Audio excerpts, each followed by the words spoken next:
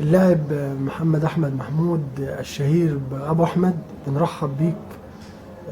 والنهارده تم توقيع العقد مع النادي الإسماعيلي لمدة 5 سنوات على بياض.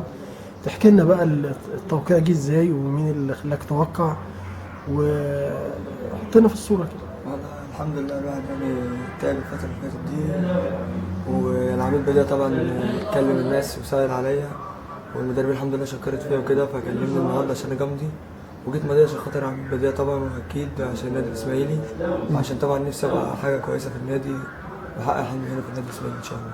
أبو أحمد، أنت من ناشئي النادي الإسماعيلي، تحكي لنا كده بقالك كام سنة في النادي الإسماعيلي؟ بقالي دي السنة 14 14 سنة.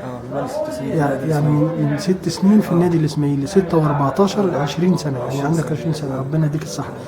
طيب طموحك إيه مع النادي الإسماعيلي؟ ان انا طبعا ابقى اشارك مع النادي الاسماعيلي في مباريات الدوري، واكيد طبعا حلم اي لعيب في النادي او ناشئ في النادي ان هو يخدم النادي الاسماعيلي قبل اي نادي تاني اكيد. طموحك ان انت تلعب جنب حمص طبعاً وحسني أكيد والسولية طبعا أمال إيه؟ انت مش اول مرة يتم صعودك للفريق الاول، قبل كده اتمرنت مع الفريق الاول صح؟ اتمرنت مع 17 سنة. مع مين بقى؟ اول مدرب صعدك للفريق الاول؟ تقريبا كابتن حسام حسن ايام ما كان بس. كابتن حسام حسن لما جه.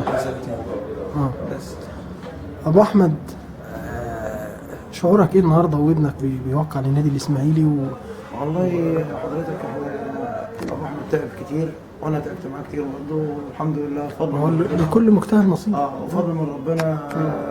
ربنا وقف لنا راجل زي بديع بيه، الراجل كلمني وتواصلنا مع بعضنا ووصلنا الحمد لله بفضل من ربنا، وبعد فضل بديع بيه علينا يعني، فضل ربنا على كل واحد.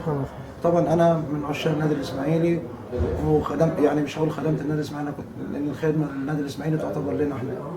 فالحمد لله فضل من ربنا. النهارده اتصل بنا بديع بيه، ومن حبه للنادي وحبه لاشبال النادي وحبه لابناء النادي، فاتصل علينا وجينا الحمد لله وقعنا العقد النهارده معاه، وربنا يكرمنا جميعا ويكرم النادي، وعايزين احنا احسن النادي الاسماعيلي يبقى احسن نادي، مش على مستوى القاره الافريقيه، مش على مستوى مصر بس.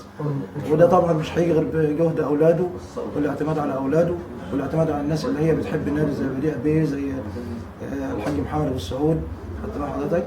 الناس اللي بتحب النادي دي هي اللي هتوصل النادي ان هو يبقى نادي كويس وياخد بطولات. ان شاء الله. بدون اشبال النادي او بدون الناس اللي هي تعبانه في النادي ومن ابناء البلد، خدت بال حضرتك، النادي الاسماعيلي مش هيوصل اللي احنا بنتكلم فيه ده. ان شاء الله. اتمنى ليك كده ان شاء الله يعني. ان شاء الله ربنا يوفقك. طموحك بقى، مش نفسك تروح المنتخب؟